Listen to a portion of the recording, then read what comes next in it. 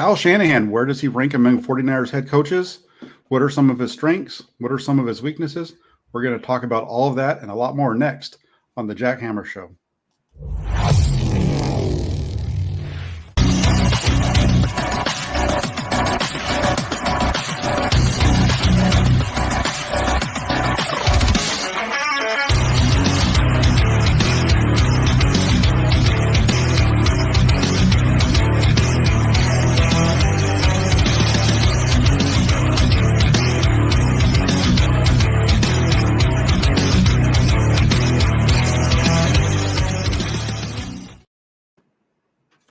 Hey, everybody, welcome to the show. It is Thursday night, and tonight is So Real Suneil. I had a special guest. I mentioned I had a very special guest coming on and got Suneil back on the channel. It's been a while since I've been able to have a good conversation with Suneil. Just some scheduling conflicts on my side made for it hard for us to get together. But, hey, man, it's great to have you back. Yeah, just let the fans know the reason why we stopped working together was Jack, not because of me. So, no, but I always love talking to you, Jack. It's great to be back on your channel. I know you usually have another bald guy on Thursday, so figured get another bald guy with a beard. Shout out to Rob. But yeah, man, happy to talk shop with you, man. And a great topic for me. Yeah, it is great. And, it was my fault. I used to do Thursday nights with Jesse, and he needed to change some things up during the season. And so it didn't work out for us. So I take it all on me, but it's great to have you back. And yeah, tonight's show is all about Kyle Shanahan, which it's actually great that we're doing this together because you're one of the first Shanahan stands that I really had a conversation with. I remember having you. I wasn't even on my channel at the time. It was just doing roundtables back in 2020, I think it was. So it's perfect to come in and talk to you a little bit about Kyle Shanahan. It's been a hot topic around 49ers Twitter today in terms of, ranking of 49ers coaches. And, there's just been so much speculation about the job that Kyle Shanahan's been doing overall, really, since the loss in the NFC Championship game. And really, in a lot of ways, throughout the entire season, even when they were winning a lot of games, there was still a lot of criticism there. So we'll get into all that real quick. Before we do that, though, I just want to shout out Raphael 5629ers. It says, good evening, Jack, Suneil, and everyone. He's a member of the Toolbox there. We've got Black 59 Razor, who just always makes me want to yell that out like Joe Montana used to. He says, hello, Jack. How have you been doing? I've been doing great. Off season's here, but it's not slowing down. It's tried to slow it down a little bit, but hasn't slowed down a whole lot. We have Lucas Pesci as well. He's coming to us from Austria. He says, hey, Jack. Hey, Lucas. Good to have you on board. I got a chance to meet him back at the, the Tampa Bay game, I think it was. Muafama, how's it going? And then we also got Luke Walsh here who says, weird thing about fans that always want to fire the coach. They rarely name his replacement. Hey, isn't that the truth? Usually that's what happens. You want to fire the guy, but you don't really know exactly who you want to bring in. And when it comes to Kyle Shanahan, that's one of the things as we get into this. Yeah, it's tough to want to fire Kyle Shanahan because he does such a good job. There's not very many guys out there that can do what he does. But before we get too far into that, let's start here. Let's get into Kyle Shanahan and where he ranks among the 49ers pantheon of coaches. So let's take this from 79 Bill Walsh time frame. We'll go from 79 to current. And let's go with your top 5 coaches. Let's leave it at that. And how would you rank them? So my rubric for this is obviously the amount of success is going to be up there, but I'm also looking for the amount of work that needed to be done in the sense of what they inherited versus what it turned into, and then just longevity overall. So for me, obviously Super Bowls are going to matter the most. So number 1 is hard to argue with. Like if anybody selects somebody else other than Bill Walsh as number 1, I would take away your 49er fandom card because you clearly don't know what you're talking about, right? So Bill Walsh is clearly number 1 in my book. Number 2 is interesting because number 2 I think is up for grabs, but I'm still gonna keep Seifert there just because he had won a Super Bowl. So I know that a lot of that comes off the tail end of inheriting maybe some of what Walsh did. But there was, he did have to build that team up. It's not like they went back to back type of situation. They got back into it. He made some decisions, and there was a lot going for him. But hey, luck is where opportunity meets preparation. So I still give him credit for doing that. Number 3 is when it starts. Now we start talking about who it is, and for me, it's Shanahan. I think Shanahan has solidified himself at number 3. Being able to get turn around the team the way that he did with what he inherited to what the team he has created now. And you could the before 49er fans were trying to fire coaches because they couldn't make the playoffs, they couldn't consistently win. Now people want to fire Kyle Shanahan because he can't win a Super Bowl, quote unquote, right? And to me, that talks about the culture shift, because it was not like less than 6 years ago when people were trying to just fire him because we couldn't. People were trying to fire 49er coaches because we couldn't make the Super Bowl. So the fact that he's changed the culture back to where it's Super Bowl or bust now, to me, I give him a lot of credit. So he's number 3 for me. Number 4 is John Harbaugh. Same thing. Obviously, his tenure there was really short, but in that 4 years, he did a lot. He had a lot of success. Unfortunately, it was cut short. And number 5 for me is going to be Mariucci. Mm-hmm. I just like the years under Mariucci. I mean, there's a lot of people that I think could be under there, but I like the years under Mariucci. Those are probably a majority of the years that I remember watching first growing up. The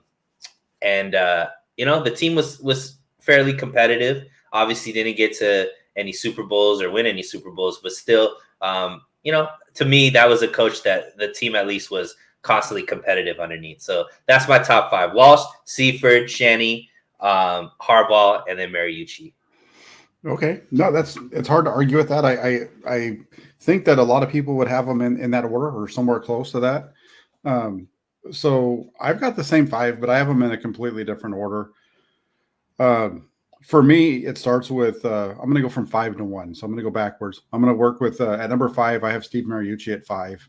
Okay. Mariucci, his greatest success with the 49ers came with a quarterback that he inherited. He inherited a Hall of Famer in Steve Young, and that's where the most majority of his success, or his biggest success, came from, was in '97. I think that was his first year as the head coach. They went to the NFC Championship game, lost to the Green Bay Packers there. Then they fell off, and they were still able to, they're still making playoffs, but they weren't. The next year they finally got over the hump against Green Bay, lost the next week to Atlanta, and then you saw he had to actually go through a rebuild. And this is where, in some ways, I almost feel like taking my number 4 and my 5 and switching them around a little bit, because he did have to go through a rebuild. He had to go through losing Steve Young. He had to go through bringing in Jeff Garcia, who was a complete unknown, who actually had been brought in by Bill Walsh, and really rebuild that team, and was still able to have some success, and wasn't able to, things happened towards the end of that run. I think they realized, it's funny, I was watching some conversations today about other teams and how, if they're not close to winning it, why don't they just blow it up and restart it all over again? And I think that's kind of what the 49ers did at the end of Mariucci's time, as they realized they weren't, even though they had, they moved on from him, and they brought in somebody else, but they took Garcia and they got rid of him. They got rid of T.O. They got rid of all these guys, and they tore it all down to build it back up. And it took a long time for them to finally rebuild it back up. So, I have Mariucci there at 5, but at 4, I go with George Seifert at 4. I know a lot of people are in that boat like you do, where you have him at 2. But when it comes to George Seifert walked into the perfect position. He walked into a team that was coming off of a Super Bowl with 2 Hall of Fame quarterbacks. The coach before him had settled the quarterback controversy and named a quarterback. So he was able to just continue riding that along. In addition, he had Mike Holmgren already on the staff, so he didn't even have to hire an offensive coordinator. He had a guy that would go on to win a Super Bowl on his own, as his offensive coordinator. And that first year they blitzed the NFL, and the next year they got right back to it, and they lose to the Giants. and then in '94 he wins the Super Bowl again, but now he's got another Hall of Fame quarterback. He inherited a team not only with a Super Bowl winning team with two Hall of Fame quarterbacks. That's pretty good stuff right there. And so that's the main reason why I put him where he is, because of what he inherited. He didn't have to build this thing up. He didn't have the success of the team. Sure, he's a good coach. And I can argue with you about that after watching some of the way things were handled between the quarterbacks at the end of their Montana's run here. The inability to, as a coach, manage the team with Joe Montana there to where he had to tell Joe Montana not to be around while the team was there because it was too much of a distraction for him. And you compare that to the guys that I have at 2 and 3, who I'd really say are 2A and 2B, in Jim Harbaugh and Kyle Shanahan. Kyle Shanahan, both of these guys dealt with quarterback things, and they didn't ask those guys to leave while they were there.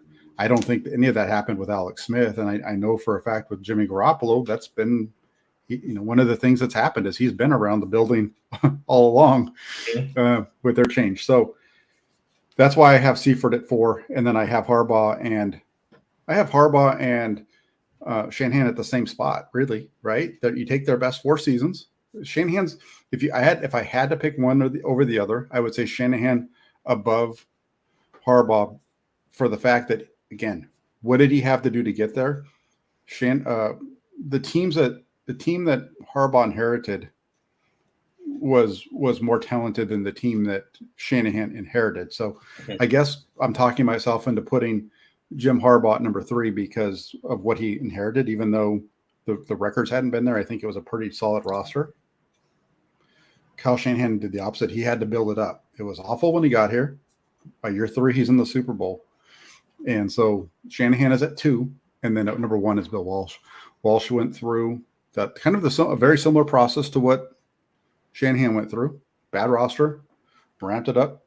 He got the win in year 3, and then their paths through the NFL have been very similar, but also very different because of the Super Bowl wins for right. Walsh and the loss for Shanahan. So there you go. Walsh, Shanahan, Harbaugh, and then we go with Seifert and Mariucci at 4 and 5.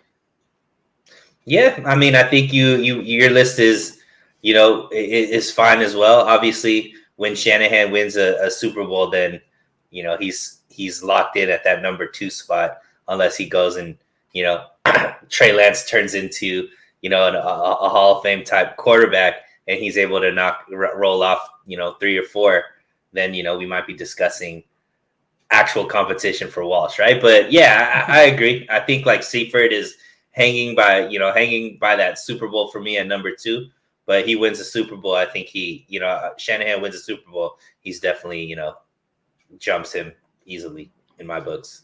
I agree. And real quick, Jay Mills says the drafting during the Mariucci years was atrocious.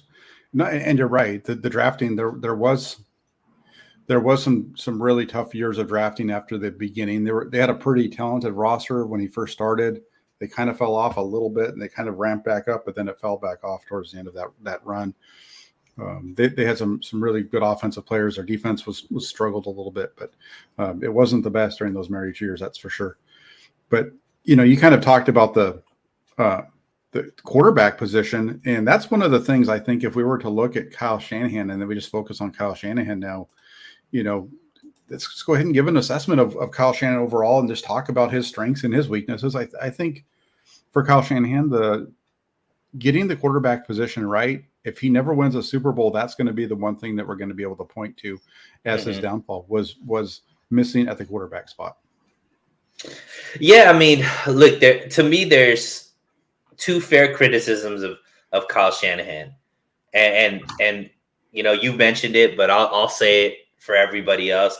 I am a self-professed Shanahan, so there is clear I love Kyle Shanahan.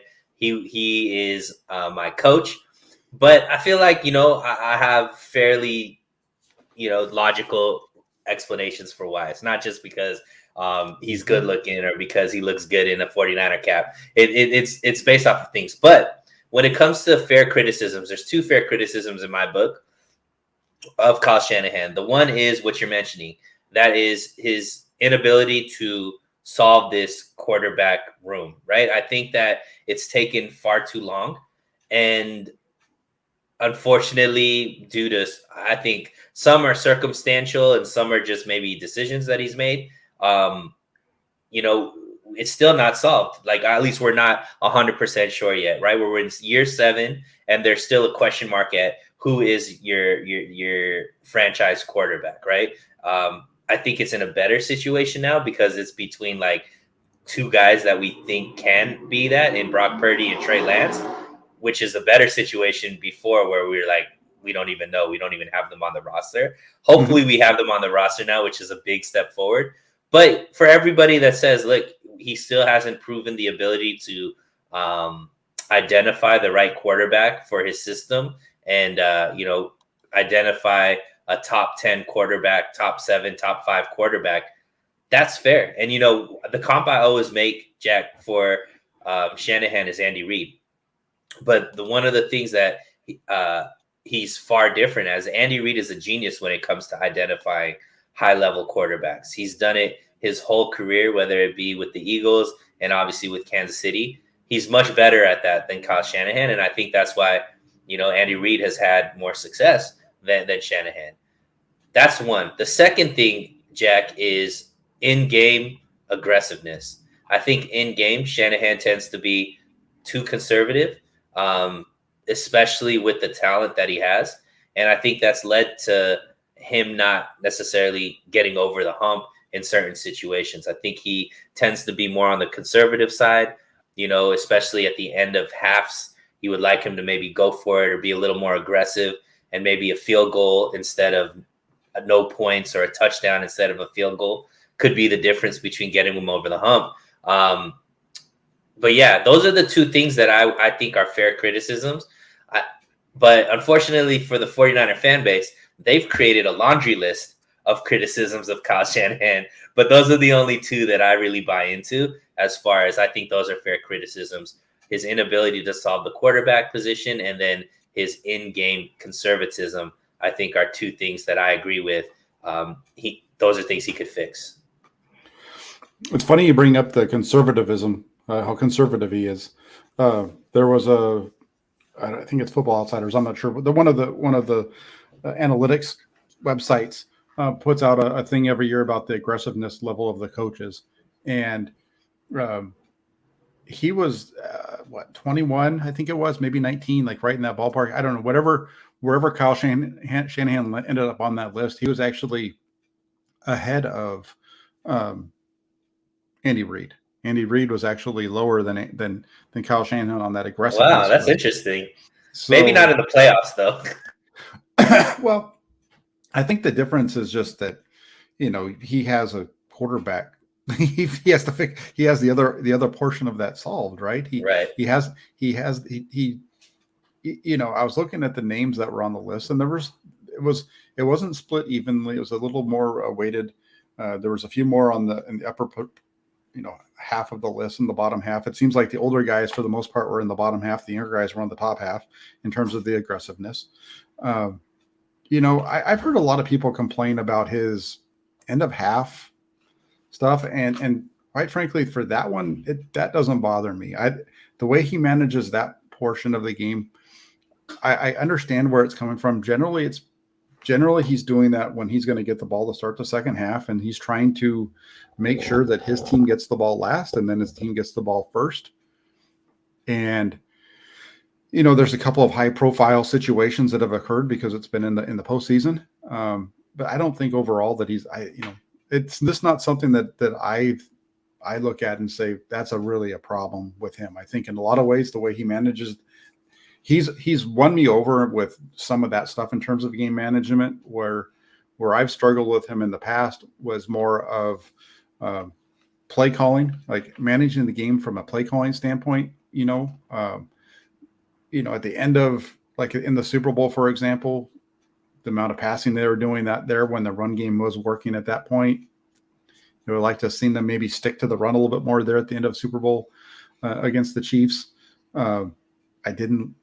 Hey, you know, I've caught a lot of grief over my belief that he screwed up in the championship game with his plan going into the game against the Eagles was faulty. Leaving your backup tight end to pass block against, you know, one of the best pass rushers in the league without help was a mistake, in my opinion. And it was, you know, it's an interesting discussion because there's people on both sides. And when I say people on both sides, I'm not talking about you and me. I'm talking about players that were in the Hall of Fame. Hall of Famers are on different sides of this. You have guys like Howie Long who are on one side. You got Joe Thomas. I don't know if he's in the Hall of Fame, but I think he's going to be there eventually. He's on the other side. And you've got, Joe Staley. Joe Staley, who, you know, he's not a Hall of Famer, but he's on Shanahan's side. And then you have a guy who's a tight end in the NFL for the 49ers, Brent Jones, who's on the opposite side. So, you know, there's a lot of this on both sides. So this, you know, there's sometimes you look at what he does in terms of his play calling and there can be some criticisms. Another criticism of his, and this isn't necessarily from me, but it's something that I've heard of is, you know, it was mentioned earlier today or recently about how much the 49ers have dealt with injuries over the course of their time with Kyle Shanahan. And that is a problem, but it's not a problem that started with Kyle Shanahan. This is a problem that predated Kyle Shanahan, predated John Lynch taking over. They just haven't fixed it though. Mm-hmm. You know? Yeah. And I mean, that's an interesting one. And I know you've written a few articles on why that is. And, you know, I point to kind of some of the personnel decision-making that they've done. I think that the 49ers overall tend to take chances on potential, even if there's a questionable injury history type thing. And, you know, obviously it's burnt them in quite some time. You look at D Ford, that move obviously didn't pan out the way that they needed to. That ended up affecting financially quite a bit.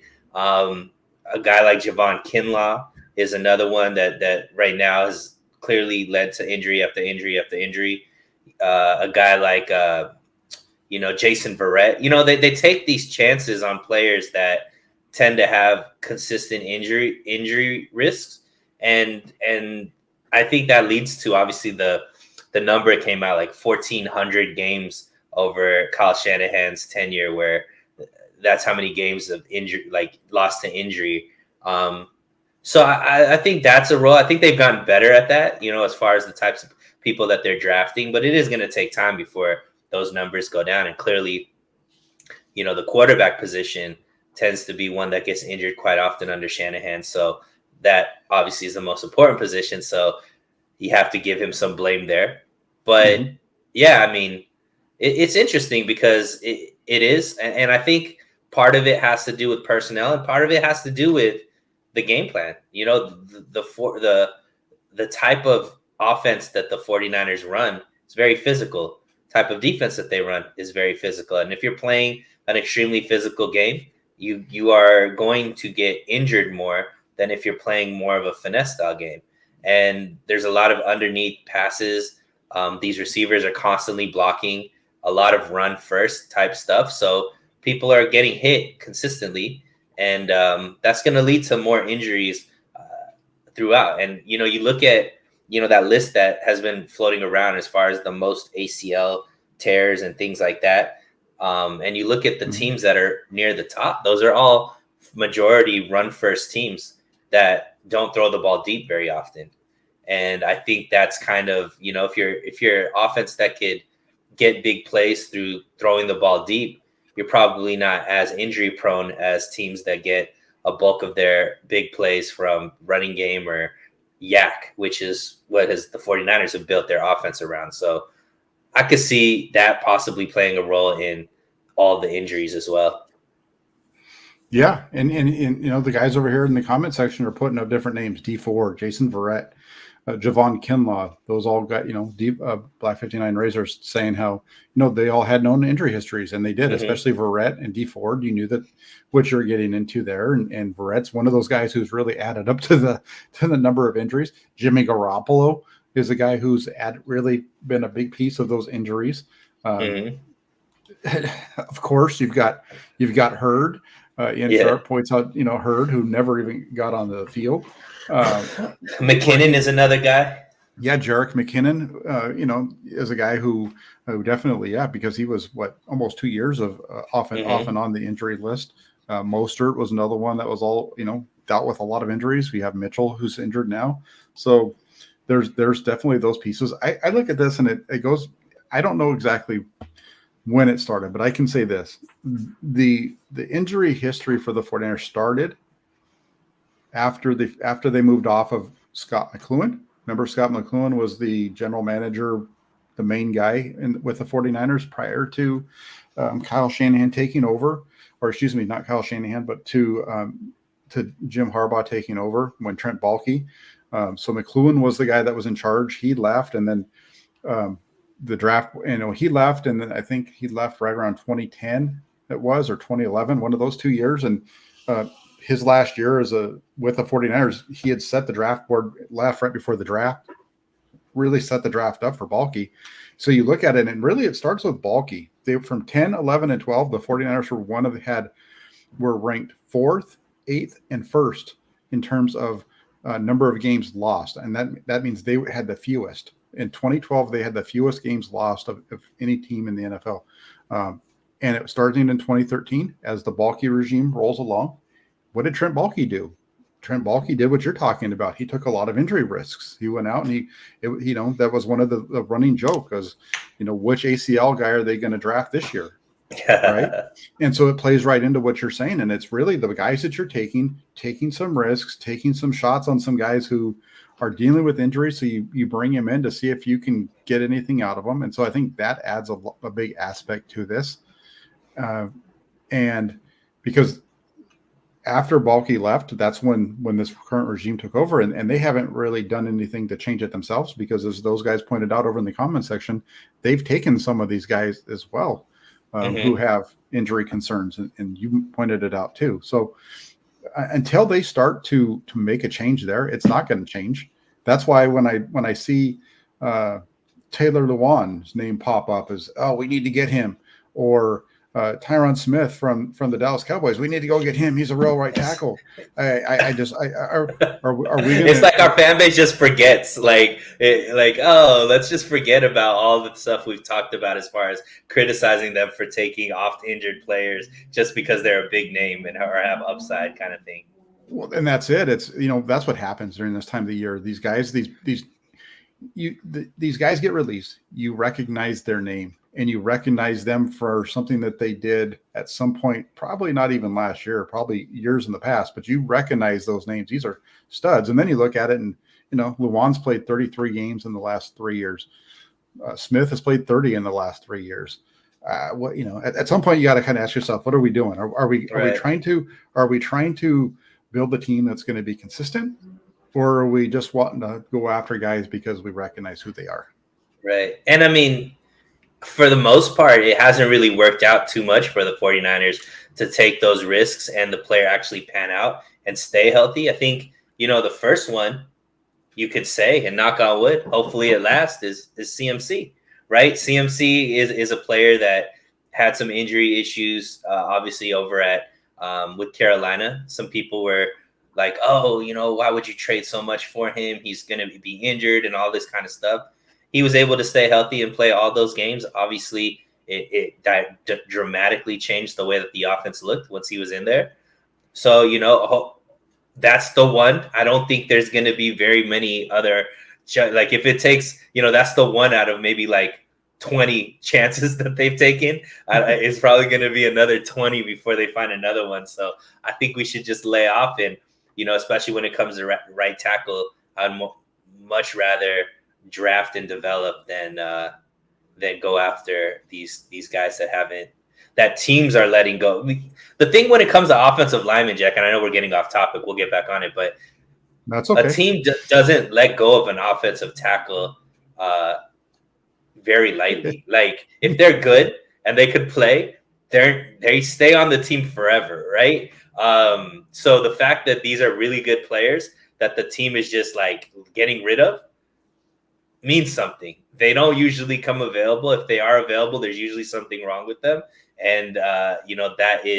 I think that's the case with these players.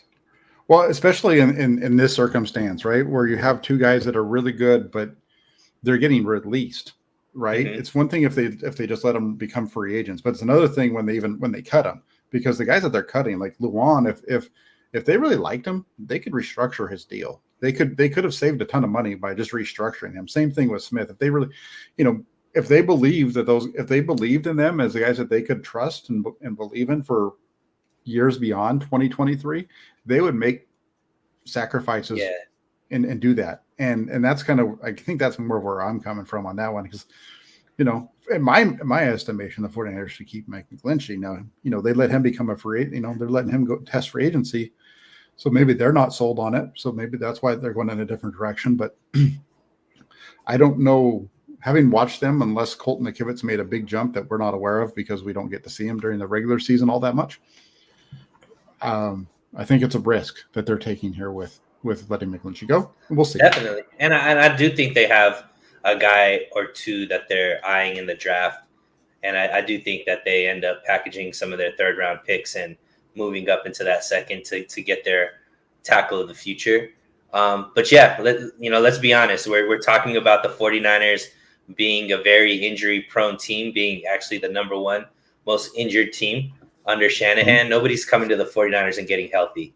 Let's just put it that way. So if they're injured at other teams, they're not going to come to the 49ers and all of a sudden figure out a way to get healthy. I don't know what our training staff does or strength and conditioning or whatever it is. They're not necessarily the best in the league. Let's just put it that way. So. Yeah, no, absolutely. And then real quick, Luke Walsh says, since 2014, 49ers, the injury rates were in the top 10 loss of play time for starters. 2014 was the first season at Levi's. And just in looking at the numbers, Luke, it actually starts in 2013. They were 23rd in 2013, so that's right in that top 10 in terms of lost playing time. So it starts in 2013. It definitely ramped up a little bit there in 2014 and so on. But it started a little bit before that. I think we had a pretty good idea of. I think as far as the risks that they're taking or they've taken, I think that really explains that.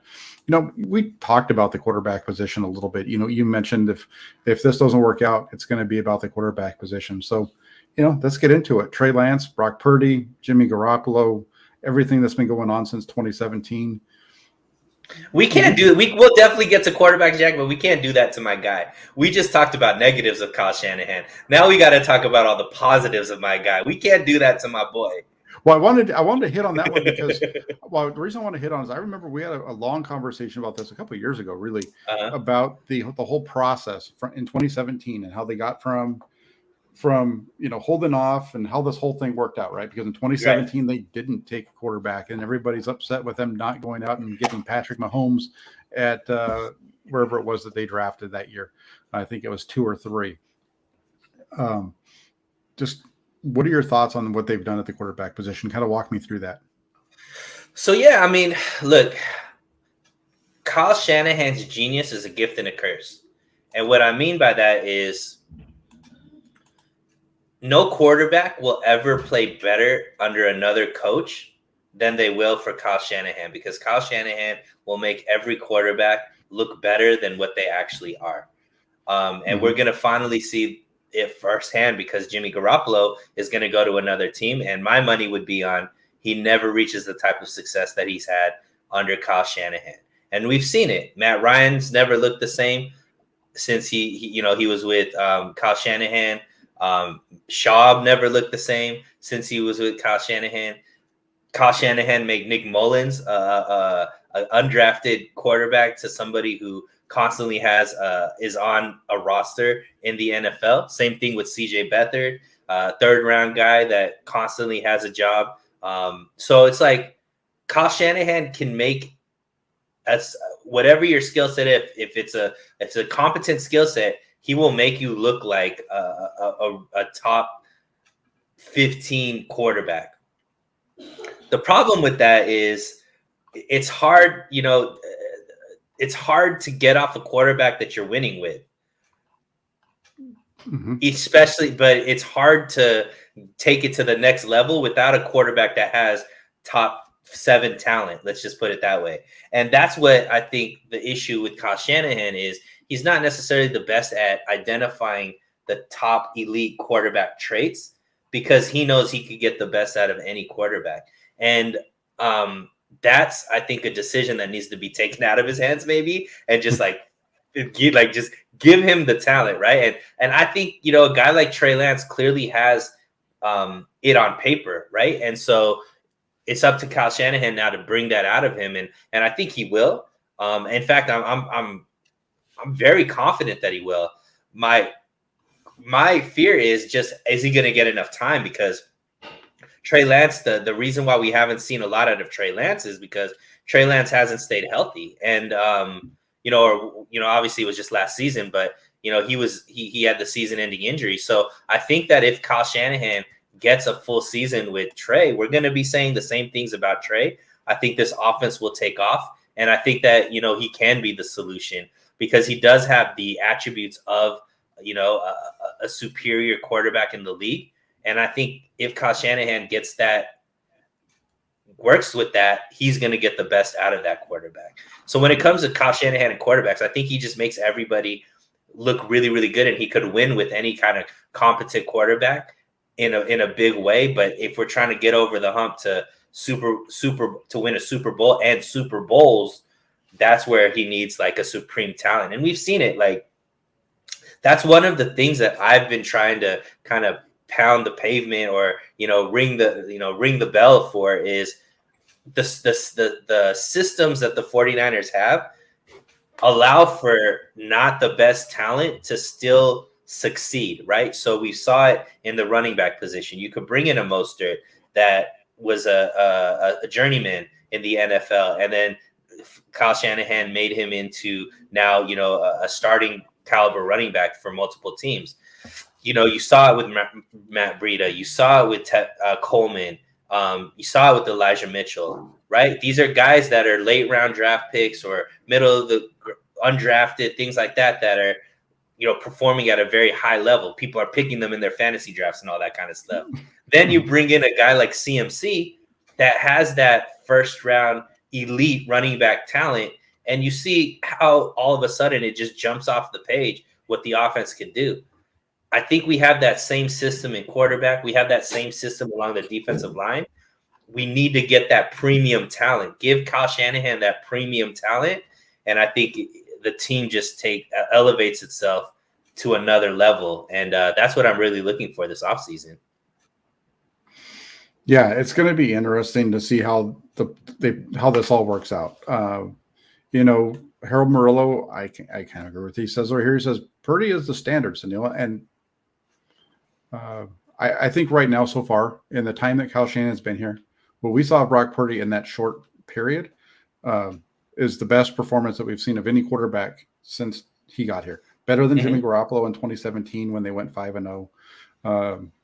Just better. And then you watch what he did in the playoffs against, I know that there are people who have talked about, who didn't believe the game against Dallas was all that good, but playoff football is different. And so if you can win in that situation, it's all about just surviving those games, not making mistakes, making enough plays for your team to win, all that kind of stuff. And so I really do. I think that what he did, if he had stayed healthy, then I don't think I think the discussion point is completely different right now if he was healthy. But because he's not healthy, the conversation turns to this is the chance for Trey Lance, and it is.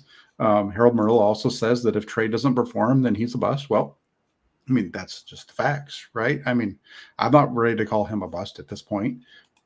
He's getting his chance. He is going to have to come out and play up to his potential. That's what I hear all the time is when you talk about quarterbacks, you always hear people talk about their potential. Their ceiling is here. This guy's got the high ceiling and this guy's down here. So we need to go with this guy. Well, you can have all the potential in the world, but if you can't fulfill it, it doesn't do you any good. And so we'll see what Trey Lance can do. He's a smart kid, works his tail off. He's going to get his chance. Brock Purdy's not going to be around until, likely right around week 1, depending on when this whole thing happens with his elbow. So Trey Lance is going to get his shot. And we've talked about the quarterback position and what the issue is there. The one thing that I will say about this as we roll into it is the 49ers are going to have to add a couple of quarterbacks here regardless, because they're not going to just have 2 quarterbacks throughout OTAs and training camp. While Brock Purdy's getting healthy, they're going to want to have a few guys in there. And I talked yesterday on this channel on a thing that I did, a video I did about how the 49ers are in a bind here. And I think they're in a bind in the way that, think of the guys who are out there as free agents. Think of the names that your eyes get drawn to. Are those guys going to want to come here knowing that there's a likelihood that they could be number 3 on the depth chart? Not even, they might have a chance to fight with Trey Lance, but then you got Brock Purdy coming on. Are they even going to be able to sign any of those guys? Or are we looking at somebody more along the lines of like I can't think of his name right now. The quarterback from there was a quarterback with the Rams a couple of years ago who is going to be a free agent this year. Is that where they're going to have to go to? Are they not going to be able to even be in that, Andy Dalton, Jacoby Brissett? Yeah. I mean, area? I think that the one thing that I see your point, but I also think that the 49ers have money that they could allocate to the quarterback position that other teams can't, because they have 2 quarterbacks that are under rookie contracts, right? So if you look at Jimmy coming off the books, now clearly you're not going to pay a quarterback $20 million, but you could probably pay a backup quarterback $8-10 million, where some of these quarterbacks might not get that at other places where they're just strictly going to be a backup. And I also think that the 49ers are going to draft another quarterback. I think that, that's for sure to me. I think they should be drafting a quarterback every single draft that they could develop as well. But I want to answer something with Harold said as well. Yes, he said Brock Purdy is the standard, but can Trey outdo Purdy? And I think the analogy that I would give is so Steph Curry is the best shooter in the league, right? Mm-hmm. Steph Curry behind the 3-point line versus somebody who isn't a great 3-point shooter. Let's say Anthony Davis, right? Let's just say Anthony Davis, or insert anybody that's not a great 3-point shooter at the free throw line.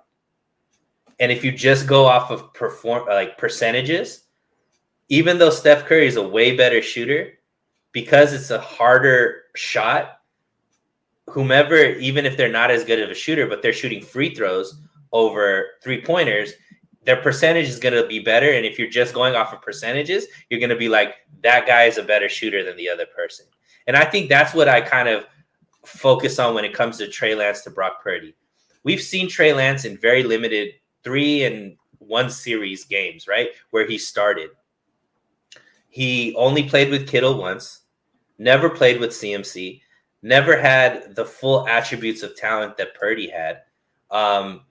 And so obviously Purdy's going to look much better as a quarterback, because not only is Purdy a very competent quarterback and has insane intangibles, but he also is shooting from the free throw line, where we were seeing Trey Lance shoot from 3-point lines, right? And so to me, when people ask, can Trey outperform Purdy, my answer would be yes. I believe he can, because he has a stronger arm.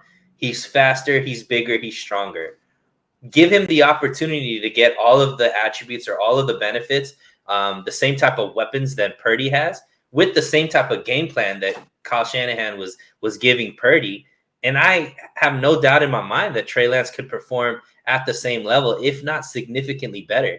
Because one thing that they're going to have with Trey Lance that they can't have with any other of these other quarterbacks is that deep ball. Trey Lance has a stronger arm than anybody else that's on the roster. And if they could finally unlock that, and he needs to stay healthy for a whole season for us to see that, that's going to be a game changer, right? It opens up so much when you actually have to defend against that deep ball. So I believe it. I know obviously I'm going off of potential and I'm going off of, we haven't seen it, but if I'm just thinking logically, absolutely Trey Lance can. Now, whether or not we get to see it, that's going to be based off of if he can stay healthy for a whole season. Yeah, that's going to be that's where it's going to be. It's going to be him being healthy, but he's going to have to improve. He can throw the ball down the field. I think he was at like 15% or something like that as his number as far as the percentage of throws greater than 20 yards, which is pretty high. Mac Jones was at 15.2 last year, just to kind of put that into some context, though. For Trey Lance, where he needs to improve is he needs to become more efficient. He needs to become more consistent. It needs to be repeatable on a regular basis.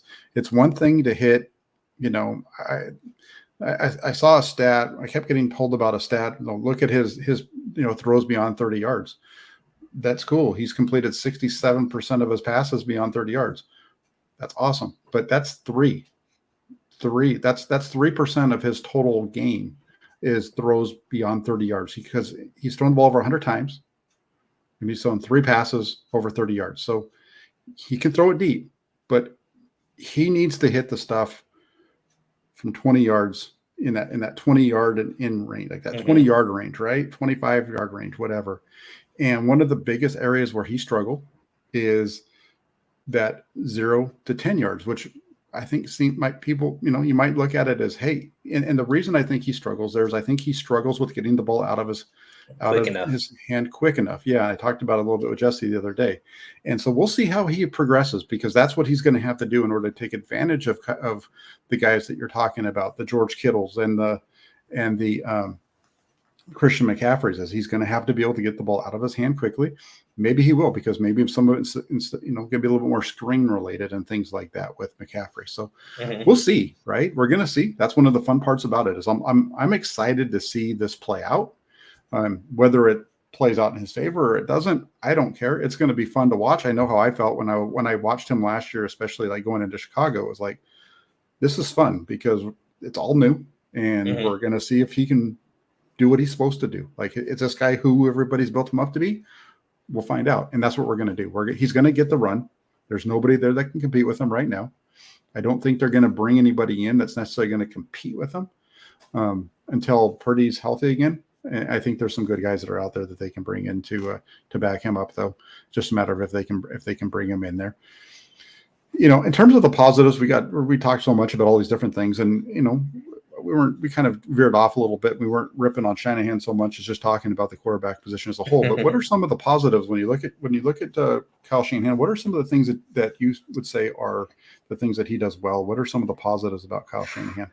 There's so much. This list is way bigger than the negatives, Jack. But just to start off, I'm going to start with his ability to change a culture, right? We were around when the 49ers were in the news for all the wrong reasons, right? And there was so many leaks. There was so much drama, fighting amongst the team, fighting with the front office, legal issues, character issues.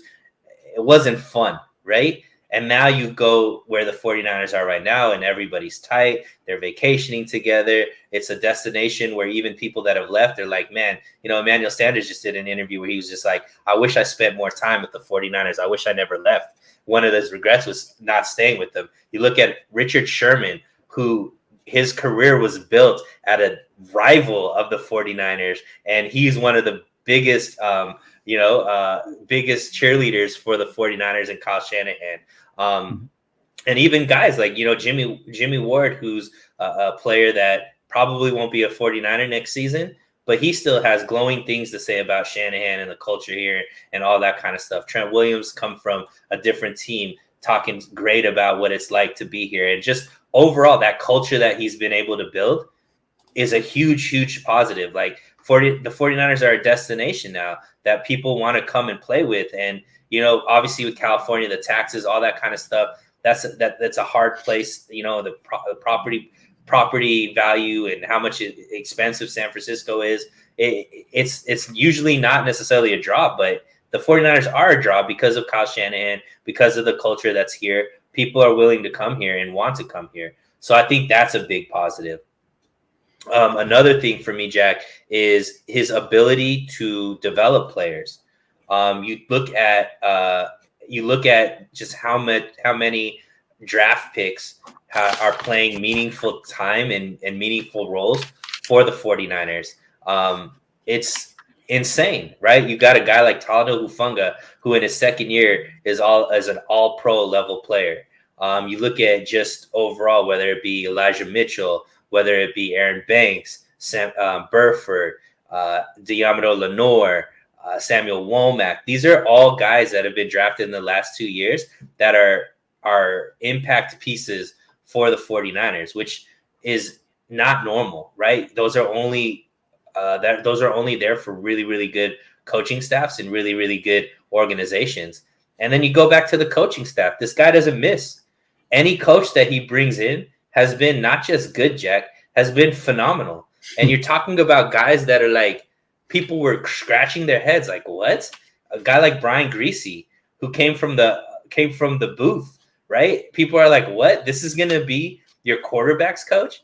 And then you look at the quarterbacks that he helped with, whether it be Jimmy Garoppolo or it be Brock Purdy, he got the best out of these guys with him being the quarterback coach. So, I mean, those are three things that just jump off the page to me as far as how good he is as a coach. And we haven't even gotten into his strengths, which is play calling and scheming and all that kind of stuff, the whole offensive guru genius type stuff. But just those three things to me, he's head and shoulders, elite compared to other coaches. And those are just things that I think people don't understand how valuable they are, Jack. Those are things that you're only going to miss when he's gone. And you start realizing how important that was. And that's something for me that I know is extremely important, because I know how much the previous coaches here were terrible at that. You know what I mean? Like, it wasn't, and it was really, really bad. And I think those are qualities that are Super Bowl winning. That's what makes organizations consistent Super Bowl contenders, are those type of attributes that I think Kyle Shanahan is elite at. Yeah, I'm right there with you on this. You know, I think you hit it. Culture, developing players, developing a coaching staff. I think those are the three greatest attributes that he has. And the culture one is an interesting one, and that's something that I didn't really notice until last year. And that's when I changed my tune a little bit on Kyle Shanahan too, was because they were 3-5 last year. I remember leaving the Levi Stadium after that loss to Arizona, saying they're cooked. This thing's done. There's no way they're just going to be playing out the string the rest of the way here. And 2 weeks later, they're 5-5, and next thing you know, they're 10-7. Before you know it, they're in the NFC Championship game, and up by 10 points in the fourth quarter. So absolutely, and I know there was something that came out a couple of weeks ago with. I think it was during Super Bowl week with Kyle Shanahan, and that people were trying to use it as a negative, where I think it was Deebo Samuel talking about how, they all have a say in what's going on. And I commented about it and said, that's a sign of a strong leader, that you have the ability to have a team that knows they have a voice and can come and talk to you, and they can tell you what they think. And then you can make the decisions based off of what you want to do anyway, but at least have that ability to be seen. That's where I think he's different than a guy like we were talking about to start the show when we were talking about where he ranks, is he has the ability to have the guys tell him all these different things, but then stick to his guns or do what they want, and that's a trait that's desirable amongst coaches. I've had the fortune of sitting in with some really good college coaches back in the day, guys like Jeff Tedford, who was the head coach for Aaron Rodgers at Cal. Dick Tomey, who was a University of Arizona head coach for a long time, and then he finished up his coaching at San Jose State, and so on. And one of the things that they talked about when it came to coaching and building a culture was having the ability to have your players come and have their voices heard and have kind of that leadership group that you can meet with and all those kind of things. It doesn't mean you're going to do what they tell you, but it means that they have their voices heard. And I think we're seeing that with Kyle Shanahan, and I think that's one of his greatest attributes. As far as the developing players, I think you're right there. We just need to see them do a better job at the quarterback position, because everywhere else they've done a pretty good job. You know, you look at what they've done. Who would have thought that you'd get as much as you get out of George Kittle when they drafted him? Or I'm just thinking of the offensive side of the ball right now. George Kittle, look what he did for Raheem Mostert and Matt Breida. He made those guys a lot of money. Yeah. Even a guy like Debo, I don't think anybody expected Debo to be as impactful as he is. Right. Well, and he was a second-round draft pick, but he's become a superstar because of Shanahan's ability to see something in him and work with him and kind of mold him into different, mold his offense in some ways, how he could fit them in different spots. And right? Debo mentioned that, right? How hard Shanahan coached him, like initially as a rookie and all this kind of stuff, right? There's a lot to be said, right? So on the flip side, Jack, there's this narrative that's created that Shanahan is too stubborn. His ego's too big. Like, he puts these players in the doghouse and he doesn't get the best out of these players and all this kind of stuff.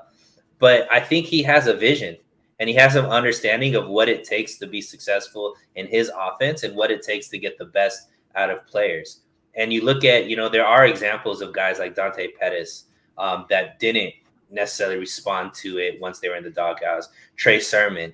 But then you look at guys like Debo. You look at a guy like Brandon Ayuk, who last year offseason was this offseason, or this at the beginning of training camp, talked about how because he was coached as hard as he was, made him look at himself in the mirror and realize what he needed to do to be the best player that he could be in a professional in the NFL. And he had his best season ever this year. And, Debo talked about it. He was coached really, really hard.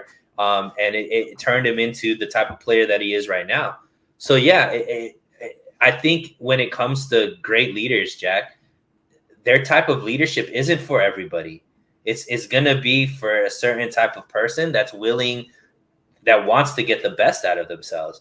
And I think that those type of players are the players that fit that mold have had the best out of it. I still haven't really seen a player. I think the one that I could probably point to is Jerick McKinnon, but he went to another offensive genius in Andy Reid, who I think is better than Kyle Shanahan at this point.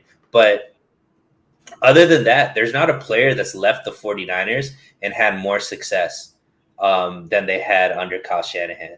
And I take that back. I mean, you could look at Dante Pettis has had more success, but I think Richie James has had more success, but not to the level of the guys that are having success on the 49ers, right? We're talking about backup players that got an opportunity to play more minutes. So that's why they probably are playing better. But overall, like starter for Kyle Shanahan hasn't gone somewhere else and been a better starter somewhere else. So to me, that just shows that Kyle Shanahan gets the best and makes the best players under his style of coaching.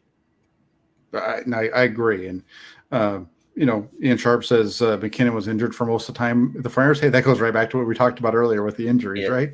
Yeah. But yes, he's gone on and you're seeing him be used exactly like Kyle Shanahan wanted. And I was just going to say, based like you were saying, like how he's, you need to do it this way exactly. And how many times do you watch film on these guys and you're like, if this guy just makes his block, this is a touchdown. Or if this guy just does this, instead of it being a 2-yard gain, it's a 5-yard gain or a 7-yard gain, whatever.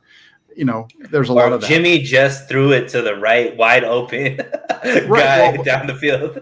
Yeah. Or the other thing I was going to say, because you've done a really good job. I gave you the props for what you said, because you were banging the drum for a while about him needing a top running back, right? Or you just draw up a play and the safety sitting right in the hole and he's going to stop the running back for no gain, and Christian McCaffrey just makes a miss and then runs over 2 other guys and scores a touchdown.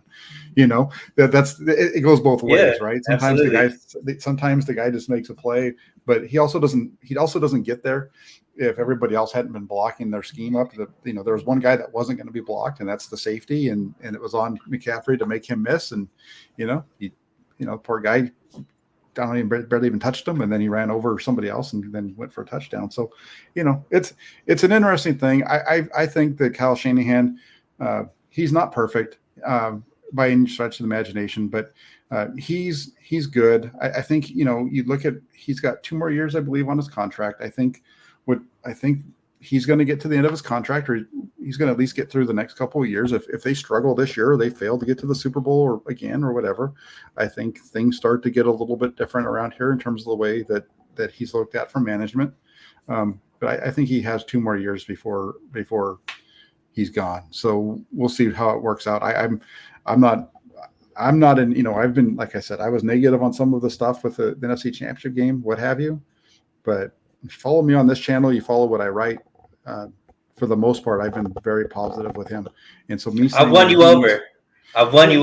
You were more on Jack's side, Jesse's side before, and I got you more on my side with Shanahan. So, well, you've won me over because you've made some pretty good comments in different times, and so I always appreciate guys who come out who say something that doesn't. A lot of people are like, I don't even understand what he's talking about, and then you really look at what you're saying, and it's pretty good. So, I'm just going to throw that out there. You talked about the running backs. I'm going to give you your props on 2 things. That one, and then you called it on going to the Super Bowl. You said that before the Friars played against the Eagles, you said if they can force Jalen Hurts to beat them, if Jalen Hurts is the leading rusher for the Eagles, the 49ers are probably going to win, because this is a team that when he's done that, they've almost lost. It didn't work out for the Friars because they didn't have a quarterback. But hey, that's what happened. What you talked about before the NFC Championship game is exactly what happened in the Super Bowl. So props to you for calling that out. He played really well. Jalen Hurts played really well in that Super Bowl, but he was the guy. And because he was the guy, he was the one that was running the ball and fumbled it, and it was a scoop and score the other direction. So. Yeah, even a broken clock's right 2 times a day, and so I hit 2 times. You gave me 2, so those are the 2 times I've hit on multiple takes. So no, you're good. Those are the 2 that jump out to me right now. But I know you have a channel on YouTube anyway as well. Do you have anything coming up over there? Yeah, so I have a show right now from this week. So I usually only do like one show a week right now. I did one on Monday with Rohan, so that's up there. We talked about draft and draft strategy. So definitely a good conversation there. I know Rohan's been working a lot with you as well. And then, yeah, man, I'm just, I was on with Raj on his channel earlier today. I obviously do a show with Jesse on Tuesday nights on his channel. So yeah, you guys could find me, follow me on my socials. So Real Suneil is all my socials. If you guys like my content, like my takes, I would appreciate you going to my channel and subbing. But, I hope to work closer with you too, Jack, man. I love talking to you. And especially when it comes down to X's and O's and film and all that kind of stuff. You're somebody I definitely lean and rely on. So it'd be great to have more conversations on your channel as well. Yeah, we need to figure out our schedules. We got to make it happen, because it's always a lot of fun to talk to you. I always enjoy it. We don't always agree, but at the same time, I think we've been able to come to a pretty good medium in terms of not getting overly one way or emotional. Yeah. So, right. So it's always fun. It's always fun to chat with you, and I always appreciate it. And I appreciate you making the time to come on tonight. Absolutely, man. All right. Well, there you go. Make sure that the information for Suneil and his channel is in the description of the show here. It's over. Oh, go to just search it up. So Real Suneil, or actually, believe it's So Real Sports Talk TV. So make sure you check that out. Subscribe over there to Suneil. He's got some content over there that's always a lot of fun. You can tell he's a positive guy. That's always good to hear. And then before you leave here, do me a favor too. Hit that like button, hit the subscribe button. It's off season. I'm trying to come up with some different things to kind of make sure I'm giving you the best content possible and bringing on different voices. Suneil's an oldie but goodie, and we had Jordan Elliott last week, and going to keep mixing it up as we go forward. So keep it locked in here to the Jack Hammer channel for all your 49ers news and notes and everything that you need to hear as we go through. I appreciate it. We'll be talking to you soon. Hit that like button, hit the subscribe button. Get rid of the Press Democrat there and check that out as well. Thanks a lot, everybody. Have a great night, and we'll talk to you guys soon.